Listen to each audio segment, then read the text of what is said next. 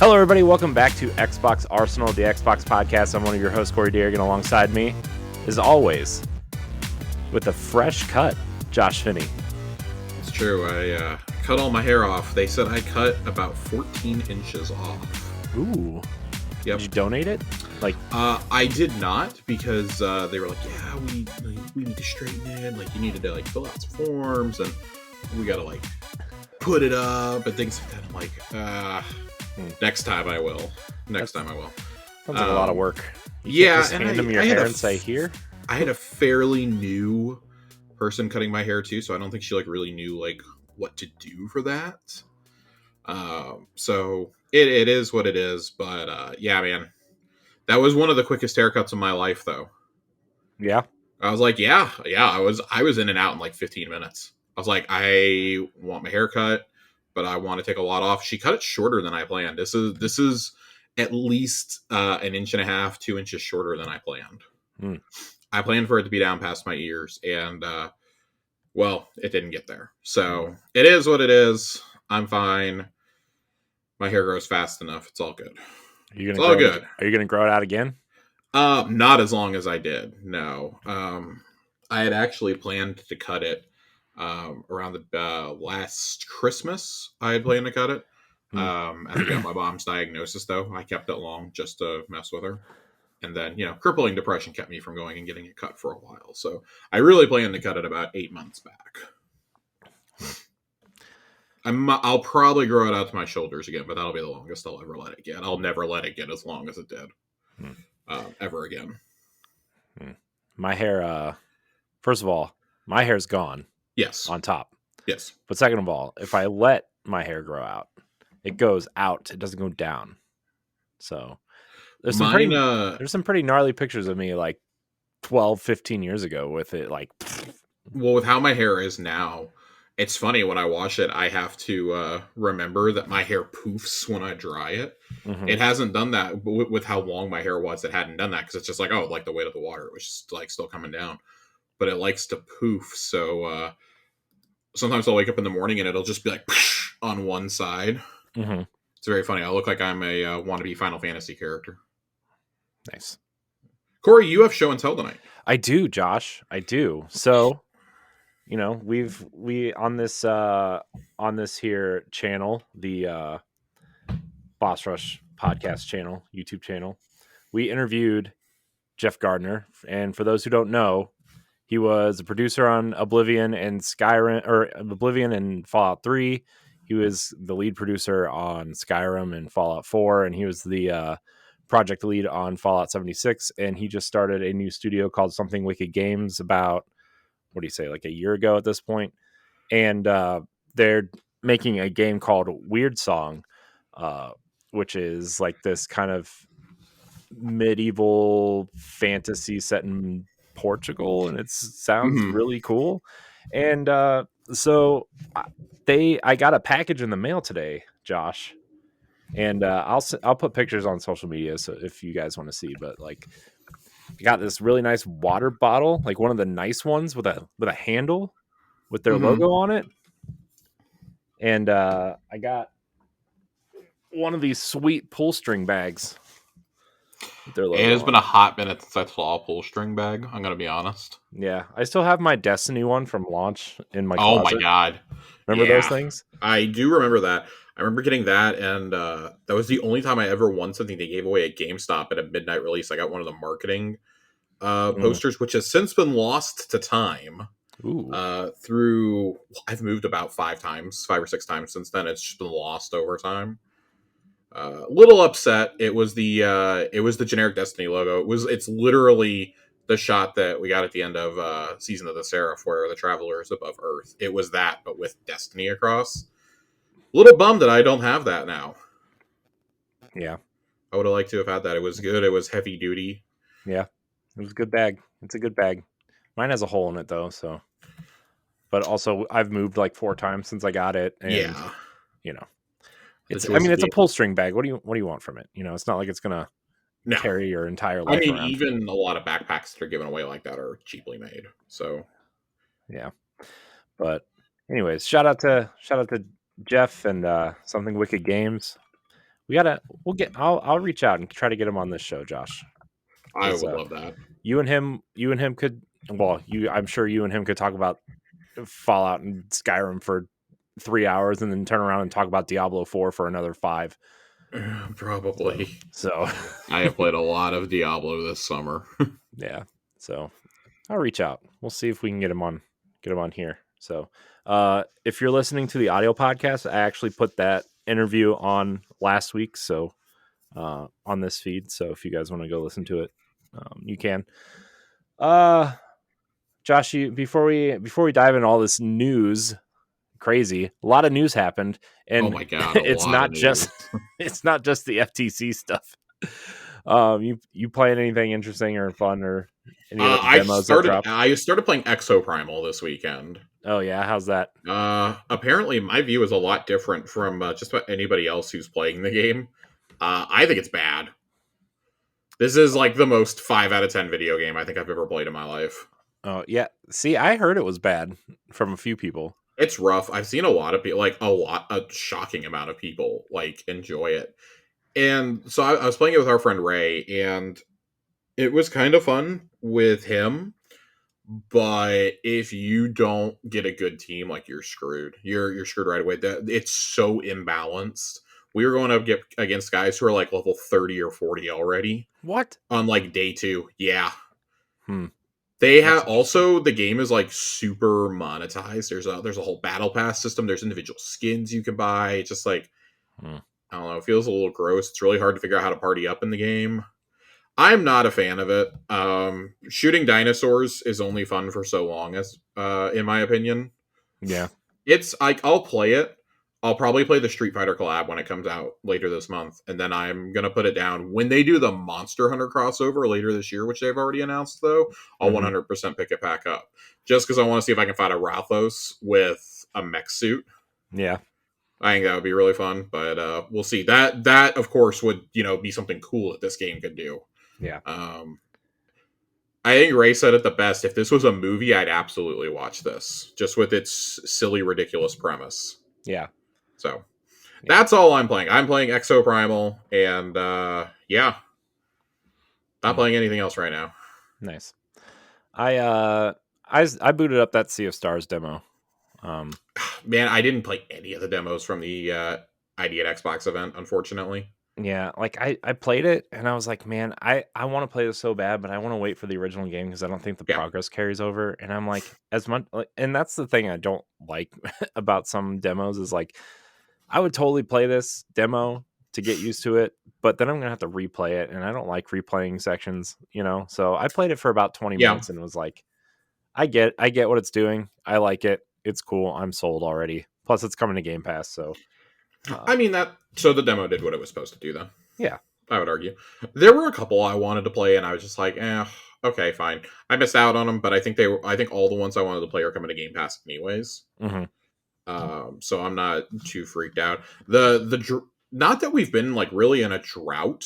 It's funny, like July, it feels like we can call July a drought right now because we've just been like nonstop firing for like months now. Like every like 2 weeks there's a new major AAA release or a big Game Pass release or something, and it's just like, oh, it's been nice to just like catch my breath for the last couple weeks after finishing Final Fantasy 16.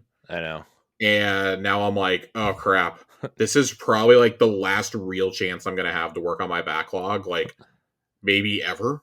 So like for a couple of like probably for the next year. So it's like, okay, I think for like the next 4 weeks I'm just gonna like sit down.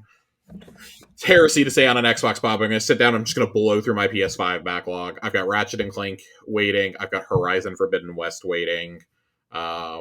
I want to play the Ghost of Tsushima DLC, which I never got back to. I'll get Kenna Bridge of Spirits downloaded. I'm ready to go, man. I've got like 4 or 5 quality games, and I know that I'm not going to finish them all, but I just like, I want to be able to play enough to be like, yeah, I played this. I can make a good judgment. I got Ghostwire Tokyo downloaded on my Xbox. Nice. I really just want to like get through some of these because once we hit like that 3rd week of August, that's it. Right. Yeah. That's it. I'm done. Like, we've got a new Destiny season. We've got a reveal event happening. And at that point, I'm on the 1 week countdown to Starfield. So, right.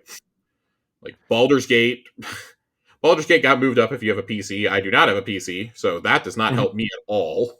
Baldur's Gate's still coming out the same day as Starfield. Yeah. So actually, you want to? I was gonna play Final Fantasy 16, but my PlayStation won't turn on. So.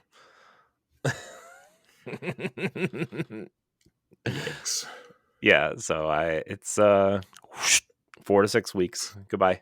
So my controller borked itself after like less than 100 hours of playing on my PS5. I had stick drift, but it was so severe I couldn't even go to like the main menu. Yeah. Of the console. It would just immediately go all the way to the right, like just immediately. Yeah. So nothing was playable. And I kind of put it down for a while. A friend of mine sent me a DualSense last year though, and was like, "Hey man, I'm gonna send you a DualSense because I just won a lot of money on a parlay that I placed." He won like $5,000 on a bet, and he was like, "I'm sending you a DualSense." He's like, I'm putting a lot of the money away for for my kid and like to do stuff with the family. But he's like, I'm sending you a DualSense. I'm doing some nice things for a few people, like sending them all like something small. And he's like, the only thing I'm going to make you promise is that you'll play The Last of Us Part 2 at some point for me because that's my favorite game ever made. And so I definitely still owe him a playthrough of The Last of Us Part 2, which I've never played. I did not have a PlayStation when that came out, so that may have to be added to the list too, just to like fulfill an obligation. Yeah. I'm just like, I'm already like feeling the crunch of like, I don't have enough time to play all these. So like Horizon may be my first casualty. Yeah. Just because it's so long and so big. Yeah. It's bigger than the first one for sure. And I never finished the first one. I got about 12 hours in and said, I'm done. I'm good. Yeah. I'm good. I got like maybe an hour outside of the starting area and was like, I'm good. Yeah. I'm good.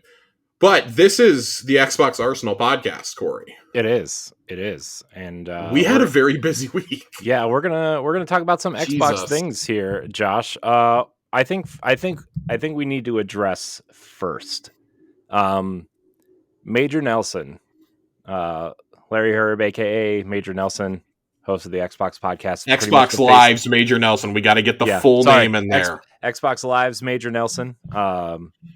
He's pretty much been the face of the community for 20 years.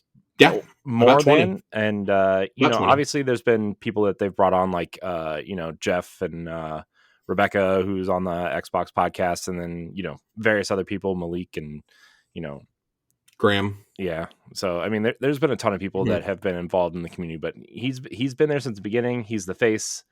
And he announced this week that he is, stepping down from Xbox, and he's going to start the next chapter of his life. Larry, I mean, God, talk about an industry legend. Yeah. The guy got hired he started his career at Microsoft in 2001 working on MSN Music. Yeah.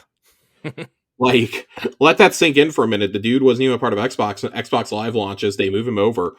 But he's a huge reason why we're even podcasting today. He had one of the very first industry podcasts, if not the first major one, especially from a platform holder or publisher. Yeah, it was called the Major Nelson podcast, right? Something like that. At first, and then it moved into the official Xbox podcast. I remember being really baffled, and I still am to a degree, that Nintendo kind of did with Kit and Krista. Yeah, they have the Nintendo Power podcast that comes out once a month now. But that took like forever to get around to. I mean, they were still committed to print media at the time. Yeah. Nintendo rode Nintendo Power into the ground. Yeah. Well, you know how they're like 15 years behind on everything. Man, Larry was just like, man, what a pioneer. Because like, I think to the sites that were doing podcasts at the time, and so he launches his IGN starts up some of their most notable podcasts right around the same time. Maybe like within a year of it. GameScoop starts, Podcast Beyond starts, NVC starts. But it's wild that he became so synonymous with the Xbox brand. Like, I would argue that outside of Peter Moore, there wasn't anybody else that you knew better. Him and Jay Allard were like the only other two that you really knew at Xbox. Yeah. And even them, like through the 360 year, I mean, Jay leaves pretty early on. Yeah. Peter Moore left towards the end of the generation. You know, he left. We laughed because he left to go work for Liverpool. Yeah. He went to go run a football club. And then, of course, you know, after that, we went through the dark years with Phil Harrison and Don Matrick at the helm until Phil kind of emerged. But I would argue he was the face of Xbox for at least the entire 360 gen and well into Xbox One. It wasn't really until the community really like kind of rallied around Phil as a figurehead. Yeah.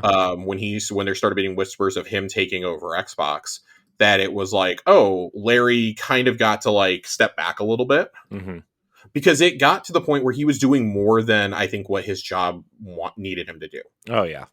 But I will forever be upset because this means that the next time that we get an Xbox product launch, he's not going to have the gloves on and do an unboxing. I know. Whenever Larry broke out the gloves, you knew good shit was about to happen. He did it with the ROG Ally. That was the last thing he's ever going to unbox. God, I completely missed that. I'm going to need to go watch that then because Larry's videos used to be the thing that I waited for the most around product launches. Yeah. It was just so great. His Xbox One unboxing is my all-time favorite thing to watch. That is just so great because he's like detailing it. He's like very PR focused, but it came out around the time of Gamescom, and it was just like, yeah, I got one right off the line, and he was just so excited to be doing it. Had the gloves on so that he didn't smear anything. Oh, it was great. Yeah. It was great. The close-up angles. But you look at how that whole department has really grown. And it's crazy. Like, I mean, you look at some of the people you have working at Xbox Wire, you look at the social team. I mean, like, look at the work Stein's doing with social. Look at, you talk about Mary, like Malik is one of the guys they have up and coming as a host, you know? Yeah. Tina Amini runs Xbox Wire now. Yeah. Like, it's crazy the amount of talent that they have stockpiled over like the last 5 to 10 years. And you don't get to that point without Larry being who he is. Oh, no way.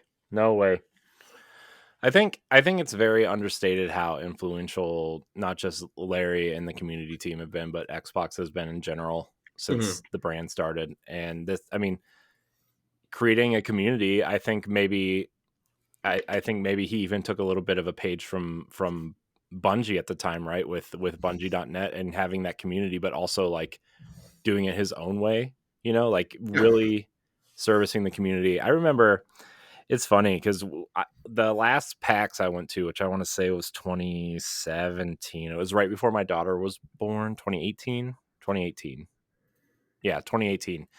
And it was right before State of Decay came out, State of Decay 2.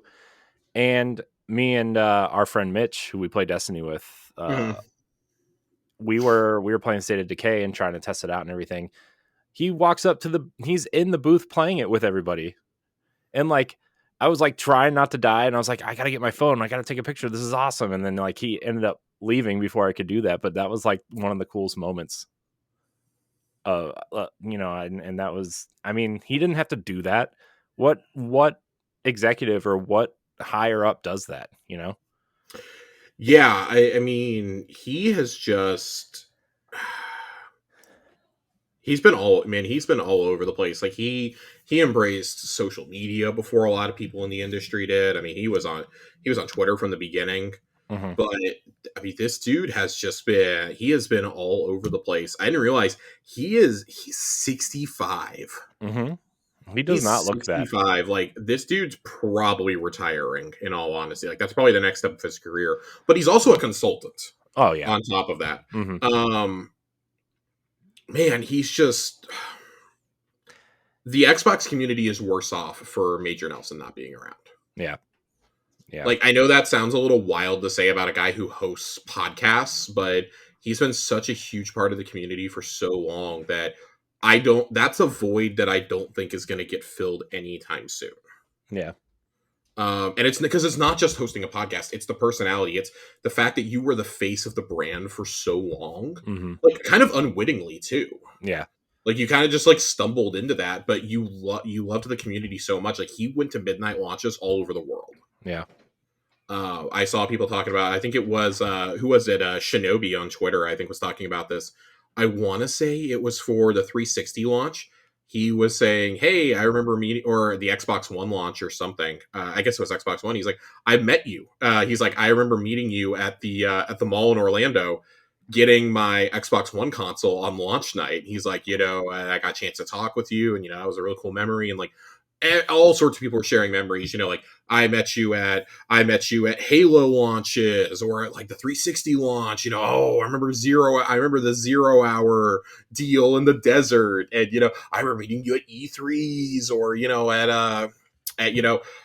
live Xbox shows, and this and that at PAXs, and that's such a cool thing. Like, he was the cool uncle who worked at Microsoft. Yeah.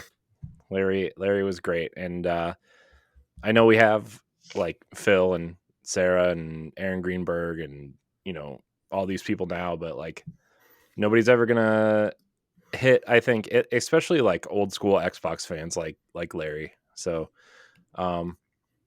Larry, good luck on your next chapter. We'll miss you. You're a big part of our Xbox lives. No pun intended. Pun intended. And can't wait to see what he does next.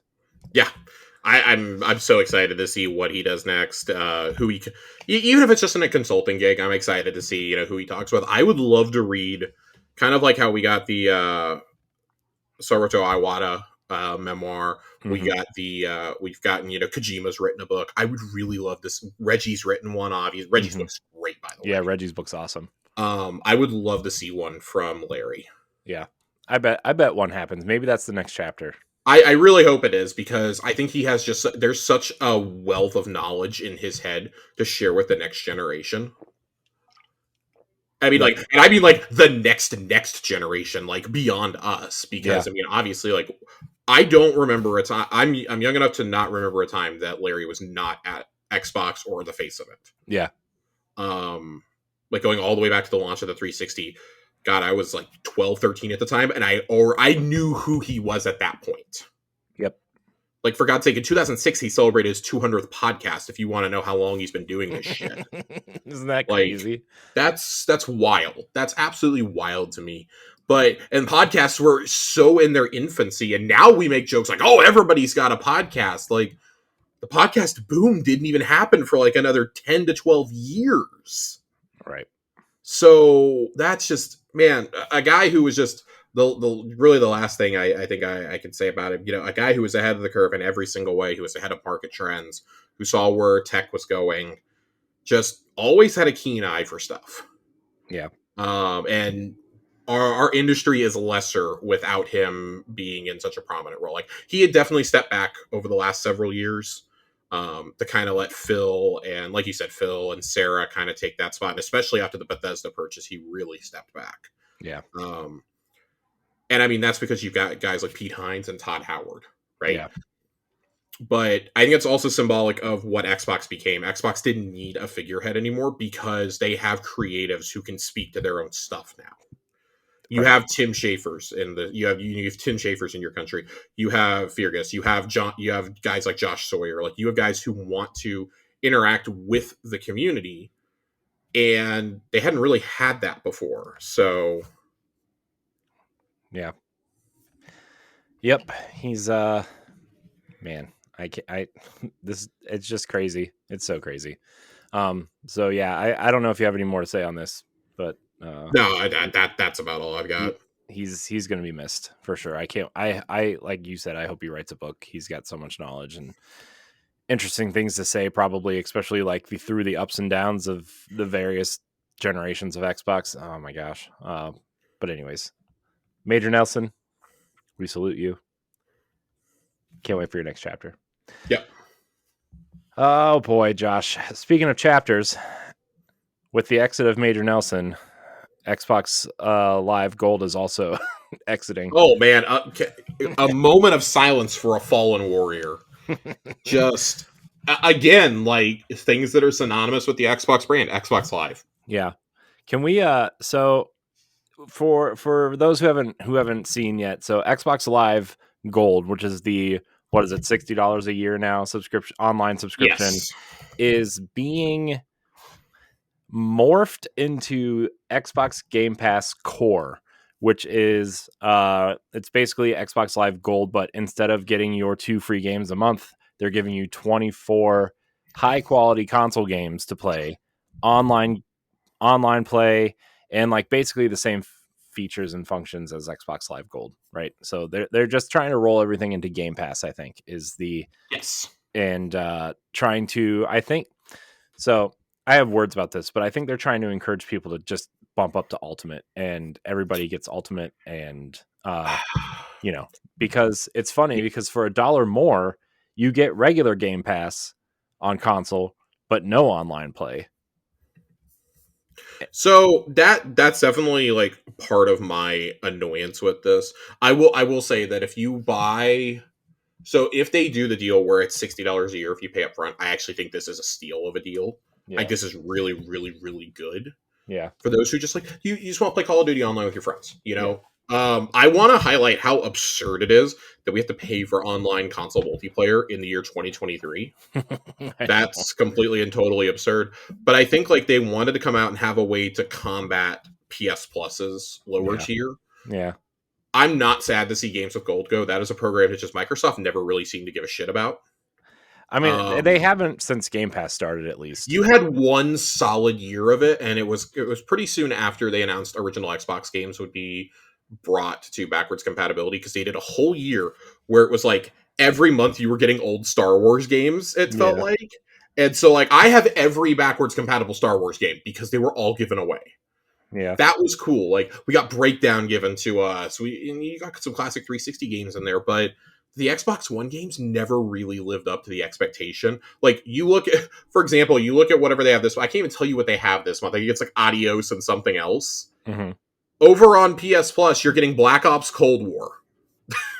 you're getting Black Ops Cold War, Alan Wake Remastered, and Endling Extinction is Forever. Like what on earth? So for PS Plus Essentials, you just get your PS Plus games. You don't get anything else. So this kind of combats that tier, but I will say, I think they should have just gotten rid of it altogether and just made console Game Pass with multiplayer be the base tier. There should only be 3 tiers. It should be console, PC, or Ultimate. That's all it should be. There's no reason for Core to exist. Even if I think that the library there is actually really good as an intro to Game Pass. Yeah. It's almost all first-party stuff. There's only 2 games that are not first-party, but there is a game from every single studio that they own.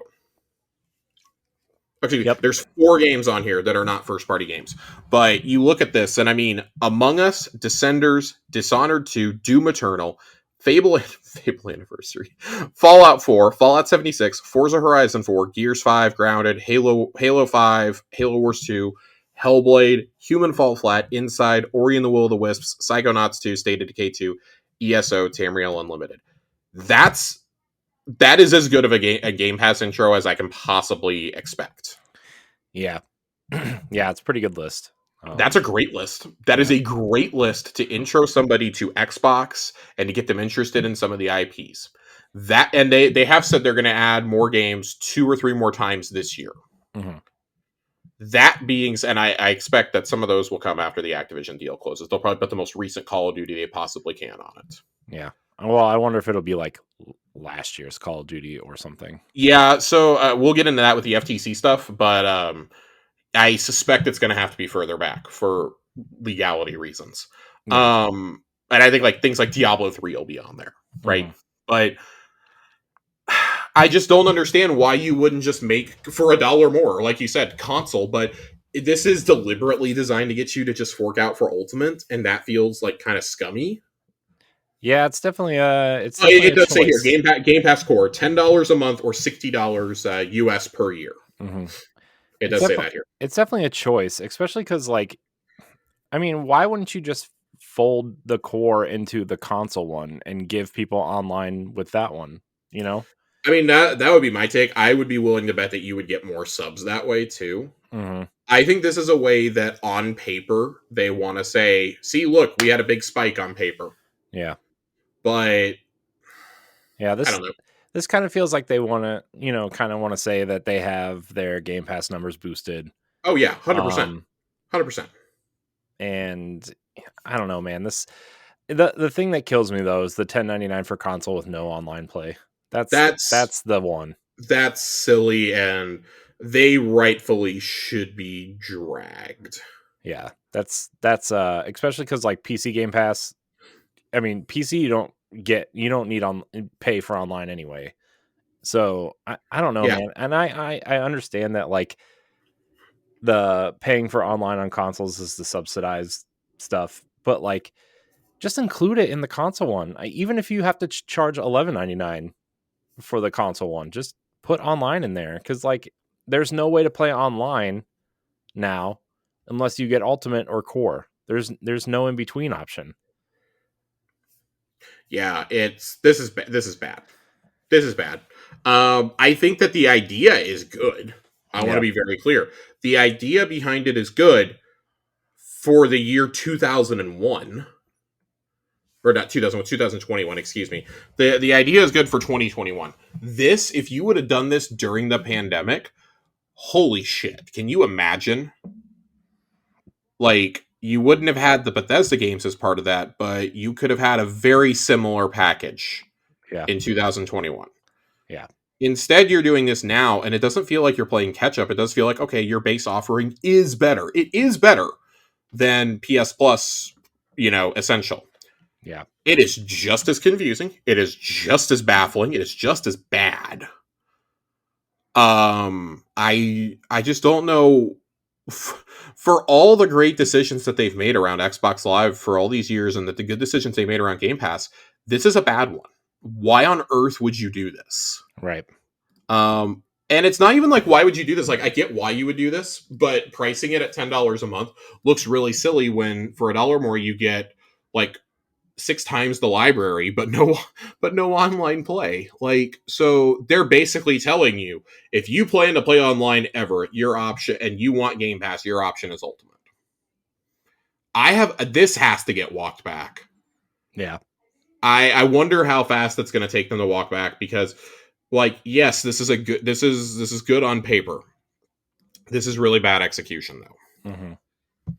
Yeah, yeah. It's a choice for sure. I'm kind of It's a disappointed choice. in the choice. It almost would have been better if you had no online play for Core and then you gave people online play for console. I think that would have caused a problem for those of us who aren't chronically online, Well, honestly. I think especially because a lot of the games that I think, especially kids, right, like play, like Fortnite Mm-hmm. is free to play. And, a lot of these battle royales are free to play, and Halo is free to play, and stuff like Destiny is free to play, where like you don't need an Xbox Live Gold subscription to play those.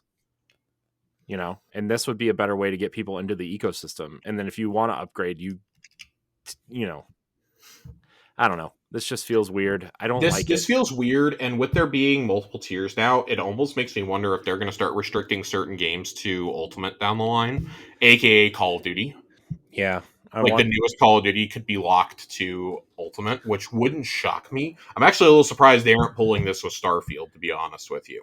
Yeah, when they acquired Bethesda, I thought maybe the like Xbox Game Studios games will be on Game Pass, but if you want Bethesda's games, you have to pay for Ultimate, and if you want Activision Blizzard's game, you have to pay for Ultimate. That's where I thought that was going. I do suspect that you're gonna run into that case pretty soon, and I think it's gonna Yeah, be with Activision. yeah, I don't think they'll walk back Bethesda, because again, I think that like that acquisition is totally different than the Activision one.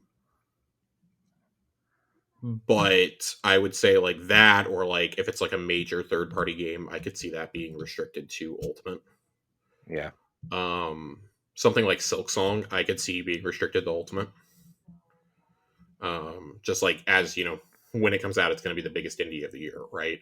yeah, Or something like I don't think they'll do this, but with like Persona, but if say Outriders had been exclusive to Ultimate, yeah, there are things that I could see be getting that restriction in the future. But I mean, if you put Call of Duty on there and it's an exclusive, like, people will follow. You already have the deal with EA, which is only available through Ultimate. So adding Call of Duty, well, that's kind of a dream destination for a lot of these people who buy like 3 games a year. yeah. If you can get it all in one sub. get it all out of one sub and buy 2K on its own. Yeah. So I'm not quite sure who this is for. It's a good idea. It's just like 2 or 3 years too late. Yeah. And I mean, it would be fine if the next step up, and to be honest, we would be having a completely different conversation if Game Pass console had online play included, which it was always weird that it didn't. yeah. That's the kicker. That's the That's kicker. the only thing that's wrong with this whole thing. Because I mean, basically, you're paying extra at that point for when you pay for Ultimate over Game Pass console, you're paying $6 more a month for $5 or $6 more a month for EA Play, for cloud streaming, and for online play. Yeah, well, and the ability to switch between PC and console, I guess, too. Yeah, and you get. I mean, it is. I will be honest. Like, it is a really good value, and I think they want people to see that. But as we found out in the FTC filings, a lot of people don't use cloud at all. Yeah, we use cloud to try games out or to like get really quick Microsoft reward points while we're traveling. Yeah, I also use it to try out a game if I'm interested in it, but that's very rare. Yeah. Very, very rare, especially on my phone. Right. I mean, at this point, it's just I have such fast internet; it's just quicker for me to download it. Honestly, most of the time. Yeah, I mean, I also use it if I'm downloading a game and I want to play it right away. That's fair. So I did that with Redfall, although I don't know. I don't know if I played it after it was done downloading. So, God, Redfall. Oh, sorry, Redfall. I should have played Exoprimal that way. Sorry, Redfall. Do we have any more thoughts on this, or do we want to move on to the big kahuna? Yeah, we should probably move on to the big news of the week, because I don't really have anything else to say about this. I have nothing. We're going to talk ourselves in circles. Yeah. So, well, Josh, the big news of the week: the FTC lost to Microsoft, womp womp, and their appeal was denied. So it seems like this deal is finally finished. We can finally stop talking about. So you would think that. I got a little bit of clarification on this earlier. The FTC's appeal has not been denied technically. What was denied was their motion to extend the restraining order. They are still in the process. Their appeal has still been filed, but that's going to take months to go through. And there is nothing that says that they cannot close over the FTC on that. Yeah. It's once that acquisition of that, then that's why Tom Warren was describing it this way. He says a window is now open. Yeah. If you close within that window, the FTC can still take you to court over it, but it's going to be drastically harder for them to, separate the two now. It's going to be very difficult once that goes through. I saw, and I really want to note this because he was kind of chastising some people who are running around parading themselves as legal experts on Twitter these days, who are getting an awful lot of hits over it, from fanboys mainly, but basically being like, better as lawyers than to use some of the language that you're using. There were a lot of people suggesting, well, they can just close over the CMA. No, they can't. Microsoft is a $1 trillion worldwide entity. They have business in front of the CMA on a regular basis. If they close over them on the biggest tech acquisition in history, you know how much they're going to be scrutinized every single time they go in front of them or in front of the CAT tribunal in the UK. That makes you look to every other regulatory agency in the world, especially when it's come out publicly that both of you are working to figure out a deal. And just about an hour before we went live tonight, Bloomberg came out and said, do not expect the deal to close. So by the time you're listening to this, the deal probably will not be closed. Don't expect for it to close. The UK has granted an extension on this. Microsoft requested an extension. They have granted it. It does seem like it'll probably close in the next week or two, but they've got time to come up. They have submitted a proposal to the CMA, from what I understand. CMA has not yet reviewed it. It could close this week. It could close next week. It could close 2 weeks from now. The bottom line is it's all but done. The only way that Microsoft has to pay up at this point, because we all know about the July 18th deadline. The only way Microsoft has to pay up now is if Activision themselves walks away. And at this point, the board basically can't walk away because it's being held up on one condition at this point, which is cloud rights in the UK, which Microsoft is prepared to sell off. Yeah. to not have a monopoly. So at this point, if Activision walks away, their board's going to be crucified, and it's going to be pushed through by a new board. Yeah. So Bobby K is on his way out of here. Yep.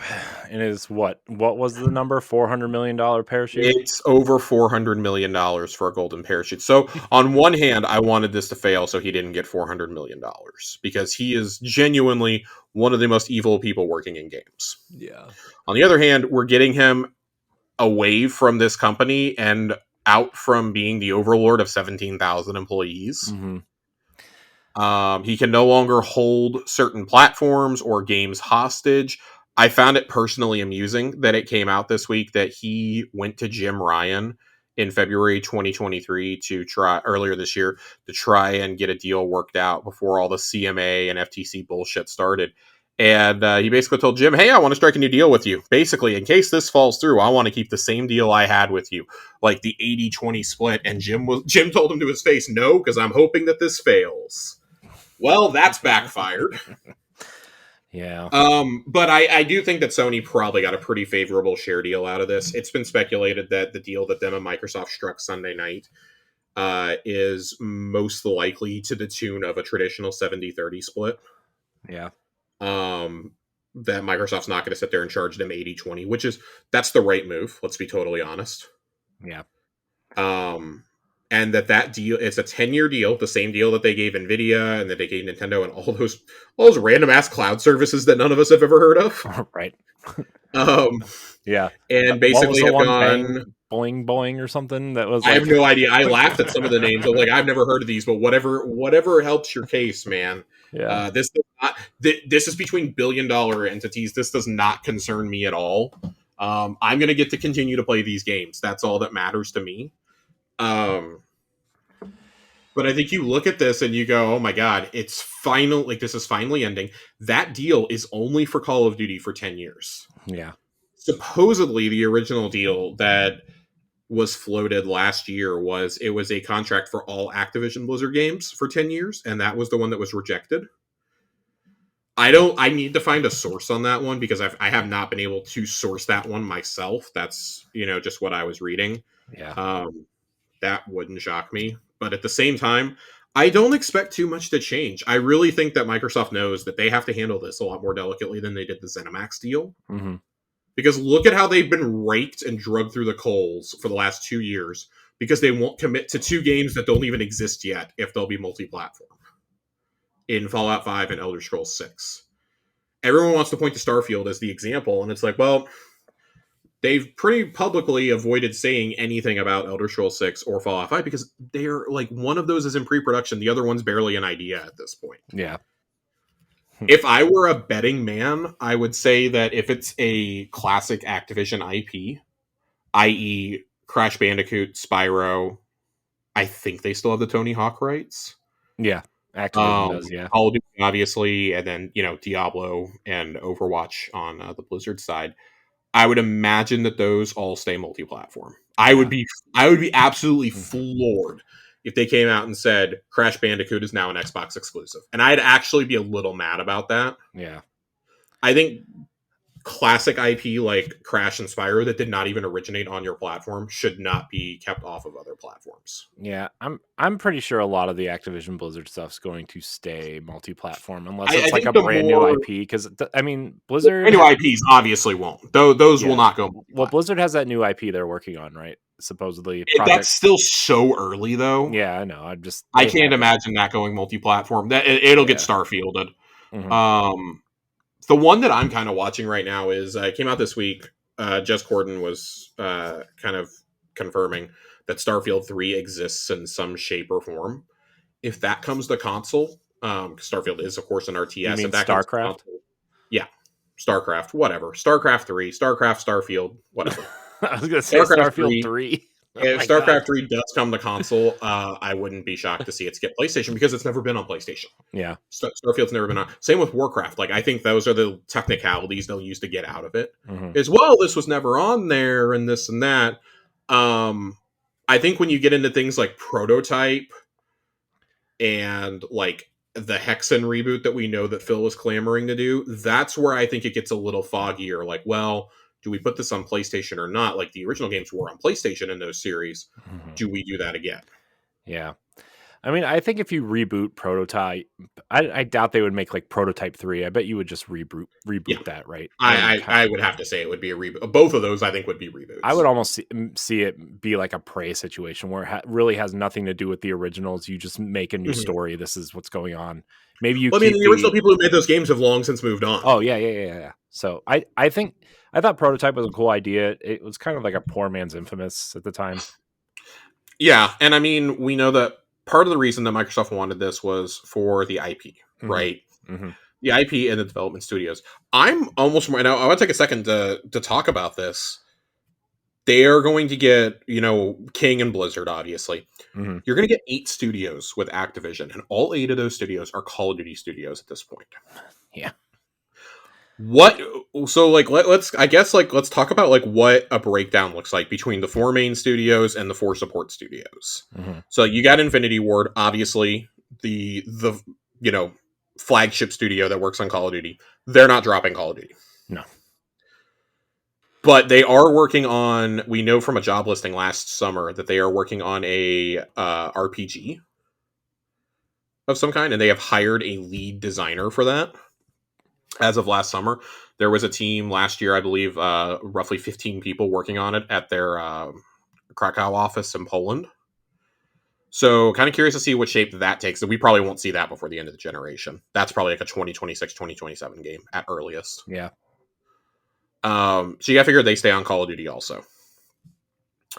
Treyarch and Sledgehammer are where it gets a little interesting to me, because I think Treyarch probably does. I think they probably stay on Call of Duty also, but I think COD is probably going to shift to a 4-year development cycle instead of the 3-year that it's on. Mm-hmm. Because I think that at least one of the studios between Treyarch and Sledgehammer is going to be dropped from Call of Duty once this deal goes through. Yeah. I would bet that it's Sledgehammer just because their games have been like the least well received. Yeah, I could see that. So they did Vanguard. They're throwing together this year's on a 2-year timeline instead of 3. Yeah. This was supposed to be an expansion pack, not a full-fledged game, and then Activision's like, nah, fuck y'all. Y'all are going to make one more big game. It's the last game. Well, it's the last game in the Sony deal, too, and I think that was part of it. Yeah. Because that decision was pretty clearly made after the deal to buy Activision came out. Yeah. And they, like, not so subtly confirmed that it's Modern Warfare 3 today, even though they've never confirmed it before. Yeah. But they put up a poll, like, should we let Modern Warfare 2 operators carry over to this year's game? Yes or yes. If I was a betting man, Sledgehammer is probably going to get pulled off Call of Duty. Yeah. Like, pretty much right away, and told, hey, you can do whatever you want. Just you need to keep people to support this game until its life cycle is up, which will probably be next fall. Mm-hmm. If I were running Activision Blizzard, if I were Phil Spencer coming in there and looking at Activision Blizzard, my first thing would be, all right, Sledgehammer, you're no longer doing Call of Duty once your game's out. You're done. You're done. You're going to provide the support, and you're done. We want to go ahead and pull your narrative designers now and your studio heads, and you guys start brainstorming what kind of game do you want to make. Mm-hmm. There are several dormant IPs that you can choose to work on if they wanted to make Prototype, for example. Yeah. Speaking of IP, right? Yeah.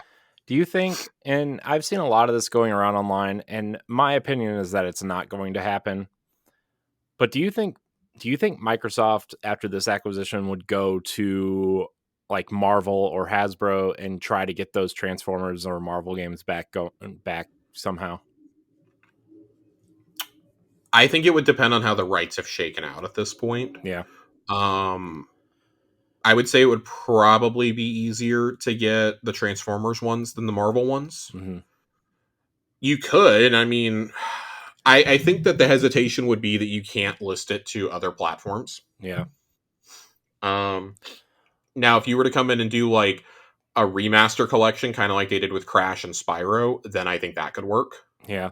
Well, they already re-released the Cybertron games on Xbox One, and then they delisted them because they remastered them already. Well, then I would definitely say that because I wasn't aware they had the remaster. If they've already had the remaster, then I think that those are way easier to get relisted. Mm-hmm. It's a matter of, is Microsoft willing to pay those rights indefinitely, essentially. Yeah, everybody was like, "I want the Spider-Man games from Activision." I don't know if those are coming. I don't think it's I going to don't happen. think those, I don't think it's going to. If it did, I think it's going to be a very select few. especially AKA, because, especially it's going to because, be like a port of Ultimate Spider-Man or something. yeah, especially because Spider-Man is such it's an active IP with Sony, right? You're not going to want to. I mean, I don't think that'll stop you. It's kind of, again, it's a question of how much does Microsoft want to pay to relist an old game. Like, is the reward there? Like, yeah, it'll get you buzz for a day, but are people really? Is that really going to be something that gets people to sign up for your service?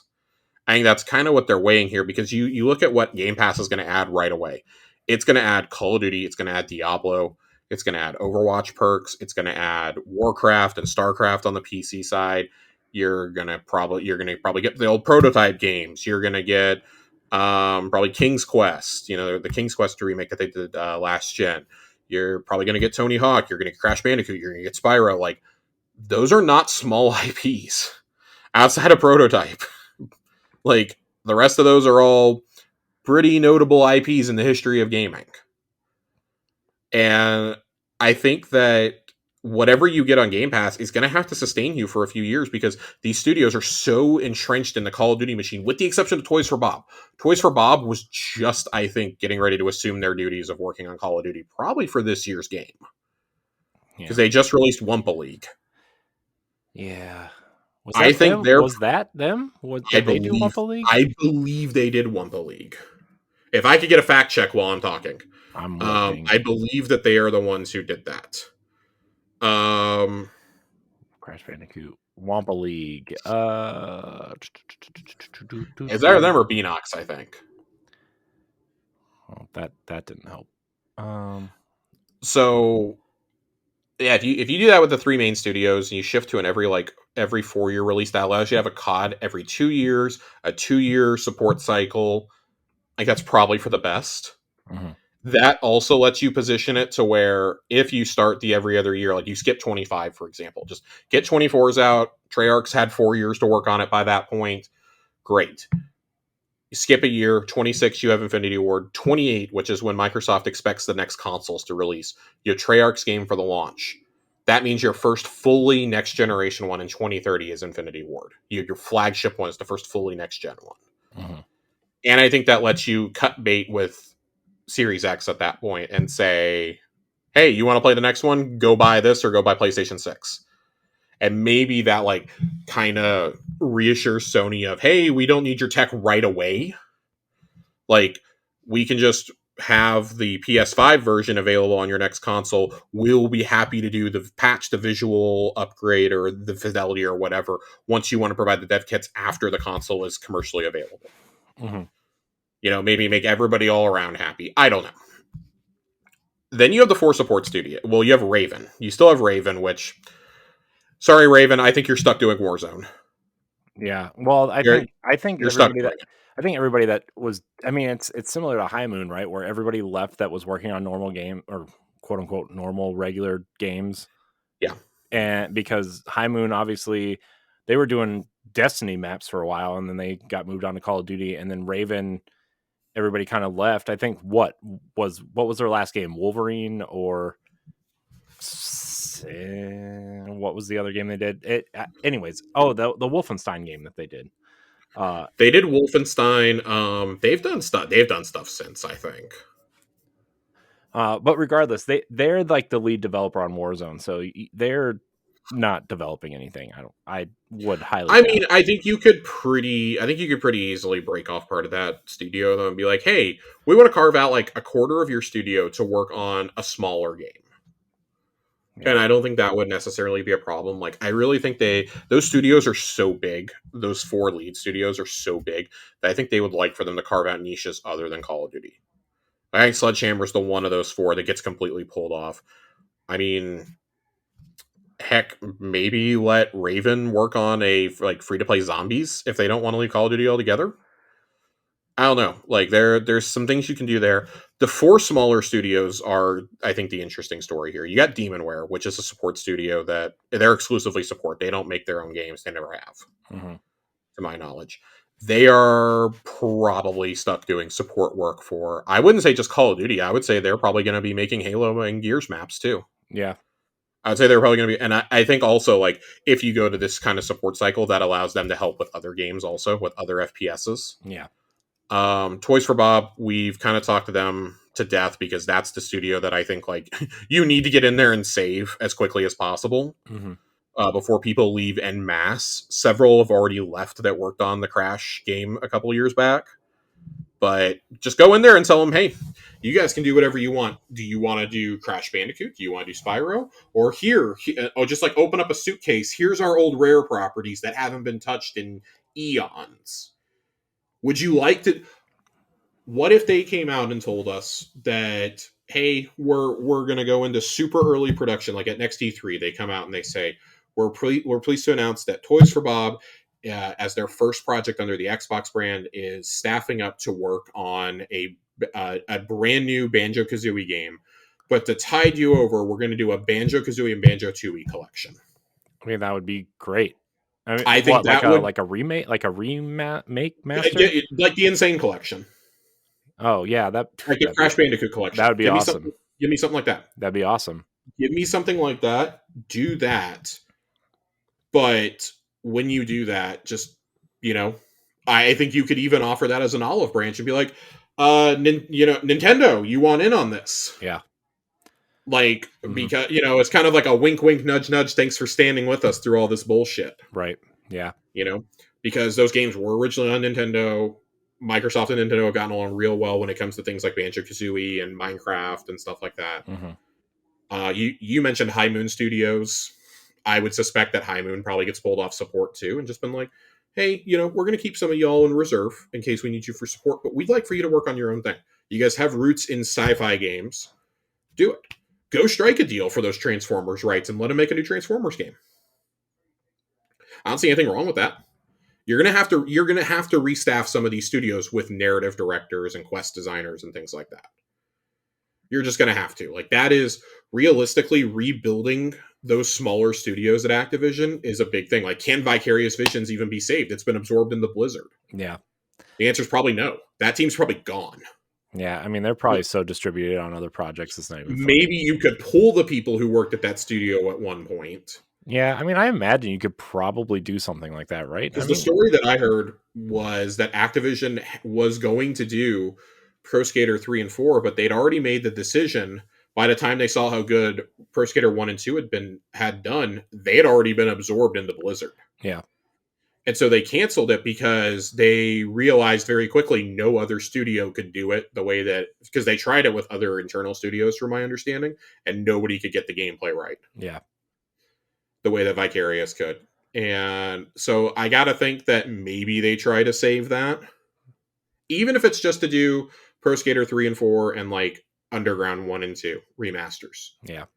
I have to think they probably try that, or try to bring in some of the old leads from Neversoft if they're still working in games. Yeah, I wonder. I mean, there's so many possibilities they could do with all these studios and IP and swapping around, and I don't know. The other thing I wanted to bring up regarding Raven, though, the more that I think about it, they are the studio that, of course, they worked on, X-Men Origins Wolverine, like you pointed out. They did Ultimate Alliance 1, Singularity, Quake 4. They also did the X-Men Legends and the Star Wars Jedi Knight games. Yeah. Man, just what? They did Hexen also. Hexen was them. Yeah. There's a lot. Raven has a pretty storied history. I'd be pretty upset, I think, if I saw them just like become permanently like Call of Duty land. Yeah.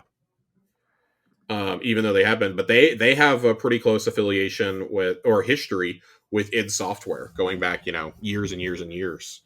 That's actually kind of funny to think about because I hadn't even made that connection.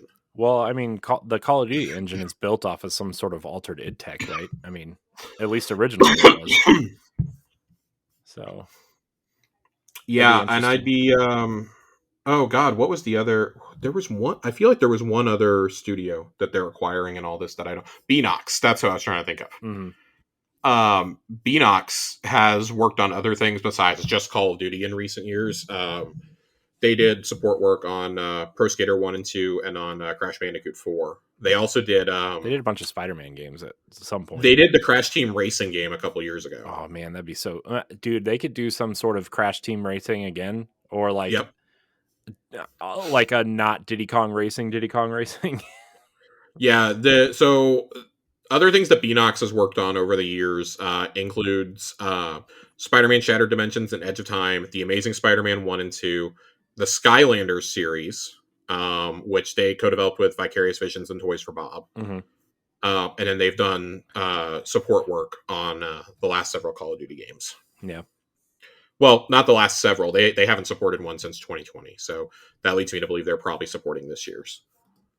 Yeah, probably. You're probably right. The moral of the story is free some of these developers. Yeah, I mean, especially if they move Call of Duty off of a yearly schedule, I feel like that would help so much. Free up some of these studios.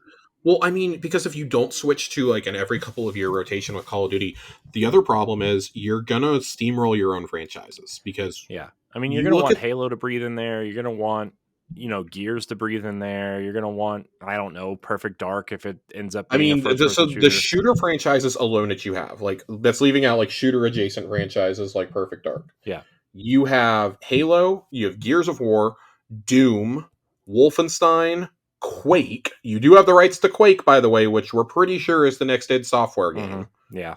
You have Deathloop, which is shooter adjacent. You have Perfect Dark, shooter adjacent. Like, you're going to have Call of Duty. You're going to have Overwatch. Mm-hmm. And that's not counting things that you have the rights to. So, Syndicate. They haven't had anything in recent memory, like Hexen and Prototype. So, like, you have to let these other franchises breathe and these other games breathe. It just can't be Call of Duty all the time. I think Phil is smart enough to understand that your premium offerings can be every couple of years. Your everyday game is going to be Warzone. Mm-hmm. Yeah.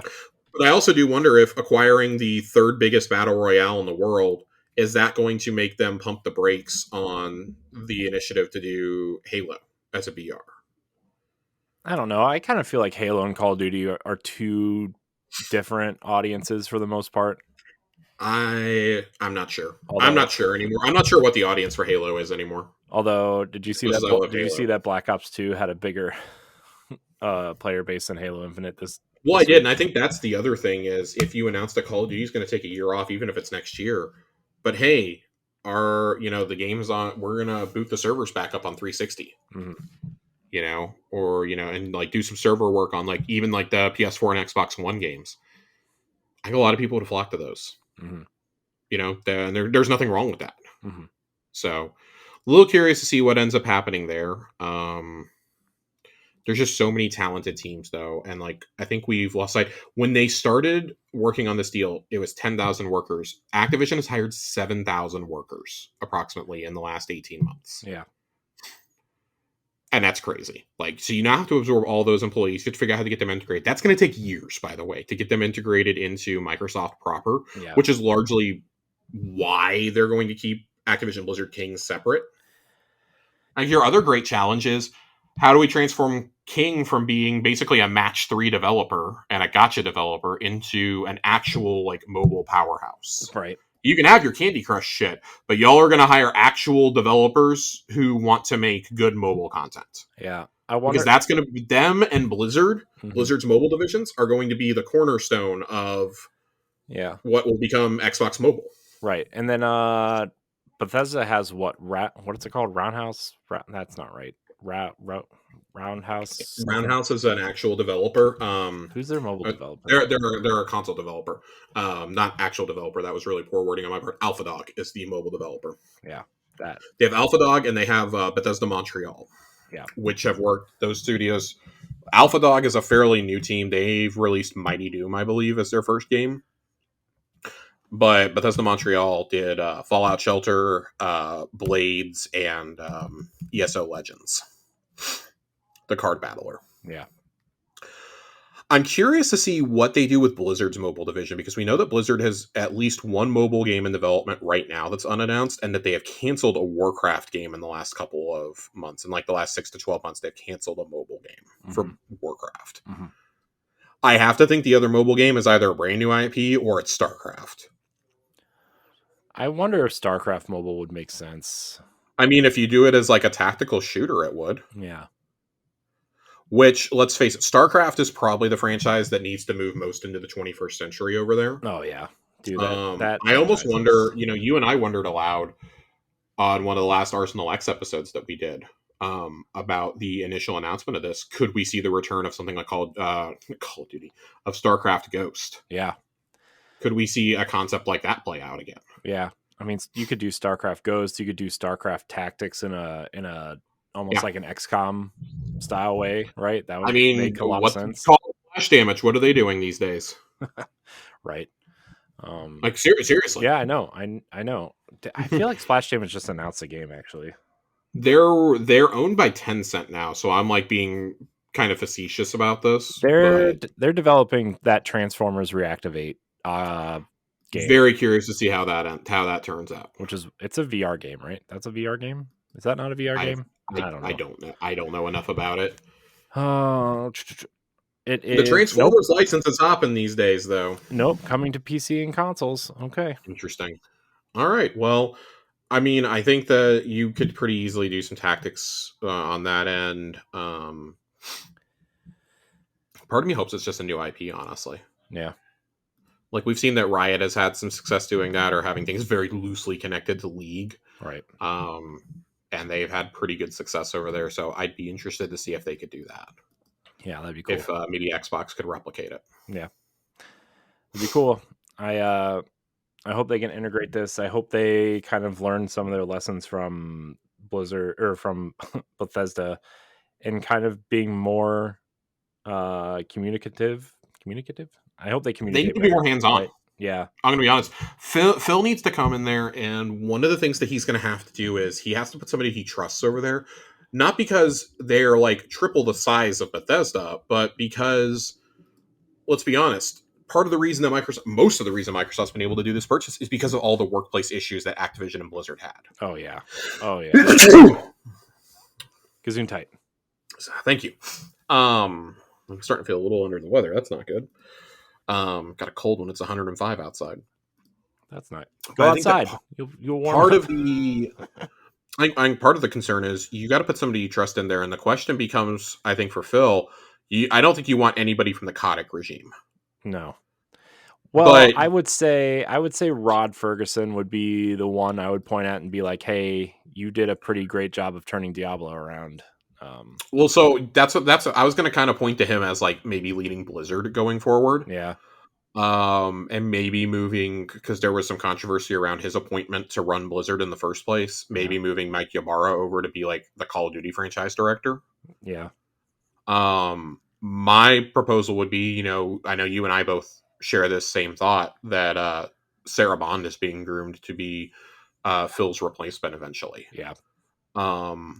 What if you gave her Activision Blizzard to run as, a sign of she's waiting in the wings. We want to make sure she's here. We're giving her the most responsibility we possibly can.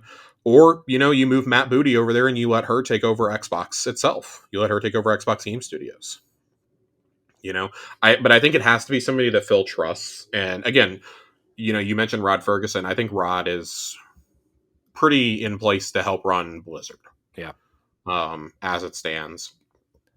And they're going to have to find somebody to run the whole mobile side of things. They'll probably leave King's people in charge. I haven't had to read about them, so I assume that things are okay over there. I assume the candy's still crushing over there. I assume there are, there's no predatory things going on over there, just on our bank accounts, and bank accounts of seniors everywhere. But I have a friend who calls it. He doesn't call it Candy Crush. He calls it Boomer Crush. Yeah, my mom plays it, so yeah, Candy Boomers.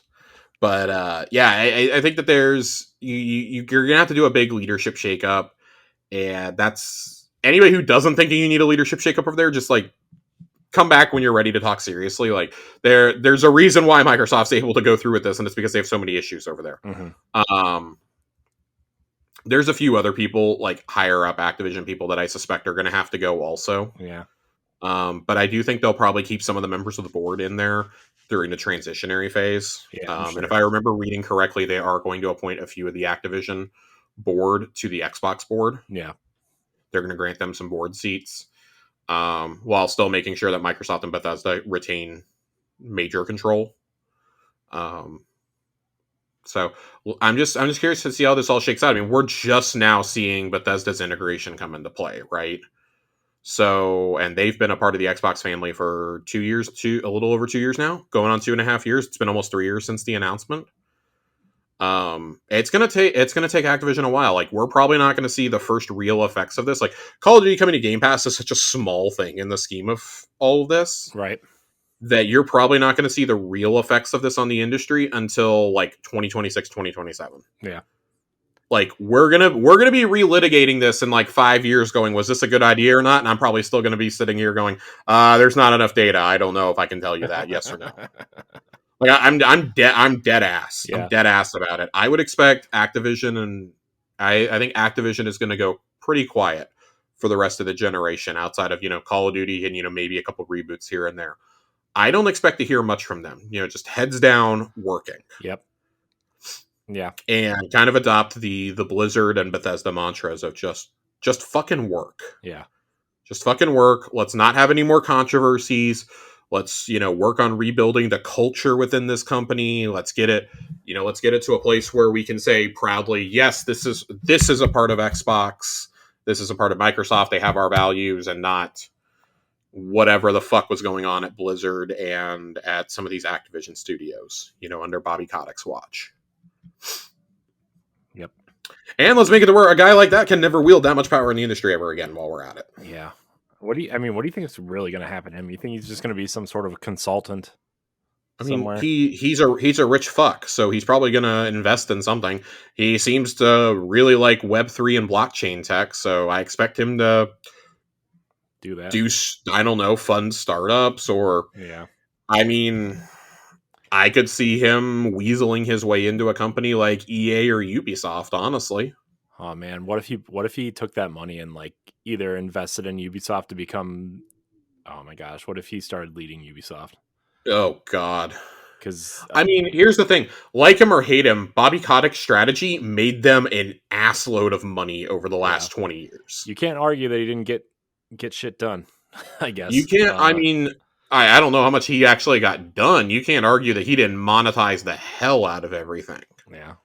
The first sign there were trouble, and it's funny because we all said it back then too, was the Vince Zampella and Jason West lawsuit when they were fired from Modern Warfare 2. That was the first indicator that something was wrong over there, and it's only taken us like 15 years to get to the bottom of, well, kind of to the bottom of it. It was really all the stuff at Blizzard that pushed this to the forefront, him fighting these lawsuits in California. So now I'm kind of curious to see, like, when this is settled, do those get settled too? Does Microsoft just say, we will pay whatever it takes to make this go away now? We are not going to fight this anymore. These guys were in the wrong. It's over. We're not defending them. They were not a part of our company. We will pay whatever settlement we need to. Because like the riot settlements just came out recently for the sexual harassment suits over there, and oh boy, those were yikes. Those were hefty. Those are hefty. I saw people saying, 3-4 times what I made in my entire tenure there, or for my final year's salary there. Like, just absolutely insane. And I mean, that's what happens when you're a piece of shit and you get found out, or you foster an environment, of, misogynistic or racist behavior. That's what happens. Yeah. Microsoft was really, really hard for you not to think of Blizzard as the place where sex crimes are happening anymore, and really, really, really remember all those good times you had when Overwatch first came out? Remember the summer of Diablo 4? That's the shit we want you thinking about when you play these games and see that logo. That's true. I mean, all it took was like Diablo 2 Resurrected to change everybody's mind, right? I mean, I think Diablo 2 Resurrected definitely was a step in that right direction, I think. Yeah. Well, not right direction, but it was a step in that direction. Mm-hmm. I would argue like the first major public beta for Diablo 4 this year is where a lot of us just went, yeah, okay, Blizzard. Yeah. And it's like, and I'm not saying this to shame anybody who's really enjoyed Diablo 4. I've put in probably like 150 hours of Diablo 4 so far, and I've really, really enjoyed it. but you can enjoy art while also being aware of what happened leading up to that art coming out. Yeah. Or in the creation of it. And you can understand why the original game director and why the original like lead writer and things like that had to all be removed from, not just from the game, but from the company. Yeah. And why they're never going to work in games again. Yeah. And also, and why like, so many talented people are not there anymore. Yeah. And you got to realize the talented people that are there, you know, you have to assume if they're still there, they're doing the right thing, and Yeah. maybe underpaid. I don't know. There's that whole thing going on right now, Yep. especially on Yep. the writers and the actors strike going on in film and TV. So, you know, A reckoning is coming. yeah, I think there's going to be a lot of major changes, and that's actually on the next episode. That's probably going to be one of our bigger topics because Sega just unionized, and we're going to talk probably a lot about that, how that affects everything too. But Sega unionized, and it is worth remembering that Raven's QA testers have been unionizing, and Activision has been trying to union bust. And Bethesda has a union too.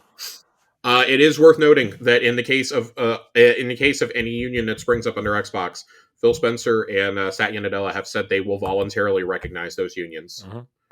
That they are not going to do what Bobby Kotick does, essentially. Now, what form those negotiations take is totally different, but this acquisition, when I say that we won't know the effects on the industry, I do think that this acquisition, I think that people at Activision Blizzard are going to see that the Raven QA team, if they unionize, they're going to be like, oh shit, they were able to? This is an industry that notoriously does not unionize and does not have a union, but desperately needs it. Yeah. Get ready. Get ready, because once that tsunami starts, it's not stopping. Yeah. And if it starts happening at one major company, at one major platform holder or one major publishing arm, yep, and it's not happening at others, guess what? Workers are gonna look and they're gonna be like, huh, those guys that are union workers are getting a lot better of a deal than we are. Guess what? That's how you're gonna attract talent. You're gonna attract talent based on what you're able to offer workers. Yep. There are going to be people who will flock to that. Yeah. So guess what? That's like that, and welcome to capitalism. That is something that is going to happen eventually. Whoever takes that first step and is going to have to realize, yeah, you're probably going to lose money in the short run, but guess what? You're going to get so many creatives it doesn't even matter. Yeah. You're going to get so many creatives, and you're going to be able to put out such a better product if your workers are happy that you're not going to care. Yep. 100%. So, and it's not even like radical requests that anybody's asking for either. Whenever they unionize and whatnot, it's not radical asks. You know. Yeah. They want cost of living increases. They want better working hours, and they want no crunch. The end. Microsoft clearly doesn't have a problem with crunch because they can't get a fucking game out. So, I don't think you have to worry about that over there. Oh, burn. I mean, am I wrong? No, I know. I'm just saying. Yeah. Well, Josh, do we have anything else we want to talk about before we head on out? No, I do think we had a question tonight. Did though. we? From I believe we had a question from Todd. Oh yeah, we did have a question from Todd. Okay, so our friend over from Secret Friends Unite, Todd Oxtra, he asked. I forgot about this. I wish we would have answered it during that segment of the show. Do you like Game Pass Core, or should they have just added console online play to console Game Pass? Console online play to console Game Pass. Yeah, they should have just done that. Should they offer a discounted annual plan for other tiers? Yes. I think they did for Game Pass regular for at some point. They used to, I believe. Yeah. I think even if you were to buy Ultimate, you might get I don't think you do get a discount if you buy a full year up front. Well, Ultimate, you can't buy it. You can only buy it in 3-month chunks. Yeah, they need to fix that. They need to offer again, sacrifice a little bit. Sacrifice like $20 a profit off of each sub if you can let us do it for a full year. Yeah, I just saying. Yeah, charge me for 10 and give me 2 months free. I don't know. Yeah, I don't know. I don't know how that all works. And do you think we're still getting a family plan? Yes. Yes, I do. I think that part of the reason why it got removed from the beta is, one, because they're going to change up the tiers, but two, they need to figure out if this plan is even going to work. Yeah. And then it's, well, do we offer the family plan just for Game Pass Basic or for Ultimate? And spoiler alert, it's going to be for Ultimate. Yeah. There's no reason to do it for Basic or for Game Pass Console because Game Pass Console doesn't have online multiplayer. Right. I'm still calling it Xbox Live. It doesn't have Xbox Live. Yeah. Yeah, I mean, man, I don't want to rehash what we already talked about, but man, not adding online to this console Game Pass thing is so sketch. Man, that is just that's such an own goal. Oh man, like how do you bungle that? Is just what I want to know. I don't know. Thanks for your question, Todd. Remember, everybody, you look for the tweet for the questions. I'm gonna get a proper question set up going soon. You can join the Boss Rush Network Discord as well and leave questions in the Xbox chat channel. We'll answer them from there as well. Josh, that's all we have. I think that's all we have. I want to, thank you for your time tonight, Josh. I appreciate it. Appreciate you. Of course. Where can we find you? You can find me on Twitter at Josh_Finn 2 N's. And I'm going to experiment with threads a little over the next couple weeks. Yeah. You guys can find me. Same username over there. Yep. I'm going to try and use that a little bit more, shift a little bit more of my activity. And of course, you can find me in the Boss Rush Games Discord. Yeah. And you can find me at IamCoreyNHD on all social media, including threads. I've been just automating Twitter stuff, and I've been using threads more and more. A lot more engagement over there. It feels like I think a lot more people are just excited to be off of Twitter. So, either way, you can find me there. You can listen to this show every other Tuesday. If we have something relevant, like an interview or a spotlight or something, you'll find those in the off weeks on this feed. It's not necessarily going to be me and Josh, but if it's a game that's coming to Xbox, it might show up on this feed on the off weeks. If not, you can find the regular show every other week here on YouTube, on podcast feeds. Thank everybody for watching and or listening. And until next time, we love you. Goodbye.